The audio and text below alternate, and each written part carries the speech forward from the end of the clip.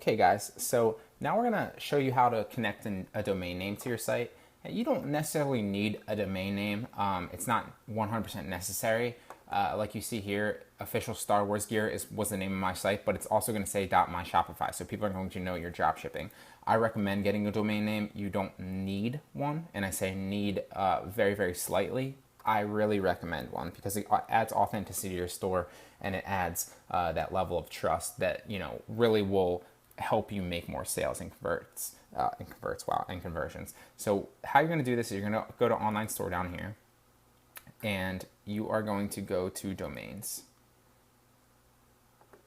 You can either buy a domain straight from here and search it and type it in, or you can connect an existing one. I like to go to GoDaddy or Namecheap because I purchase from here all the time. I also find that this is, it works great. And since I purchase it, I constantly get, 30, 40% off, sometimes 50% off tags to, for promo codes and stuff like that. So if I were really going to do this and set this up, maybe I would go to Star Wars Gear.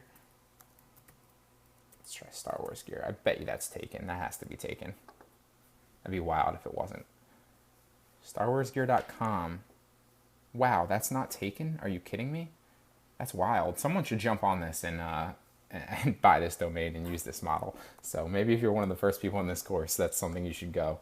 That's a route you should go with, because I won't be doing this Star Wars gear. I don't like to, even if I use these models to implement in some of my courses, I always disconnect them afterwards for the most part, because obviously if I'm teaching to thousands of students, and at the time of this course I have about 10,500 students, that's a lot of people that know what I'm doing and kind of have seen me do the business model. So I don't use this exact model. I might. That does not to say that I won't set up a Shopify store and start dropshipping in another niche, but I don't like to use the specific examples that I use for my students, because it just everybody sees that, and that obviously it's not good for my store and for my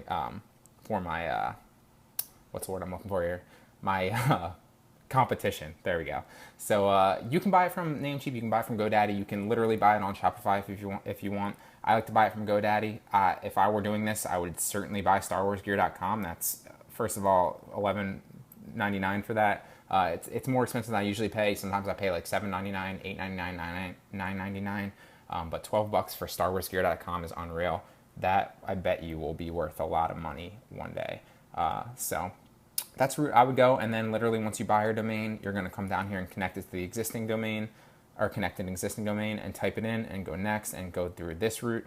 Then what it's going to do is it's going to give you your server names, and you'll go back to wherever you purchased them from, and you're going to type those servers into your sites. I'm not going to actually go back and show you, because then it will pop up with all my domain names, but it's very easy. It shows you the step-by-step process both on Shopify and on GoDaddy if you need it. It's not difficult to get done. You literally just pop the two DNS servers into your GoDaddy account, and that's how you get that. So if you want to go that route, you can, or you can literally just buy the domain straight from Shopify yourself. That's how you get a domain name. Like I said, it's not necessary, but I really, really, really recommend it. It's going to give you authenticity and help with conversions and make more sales.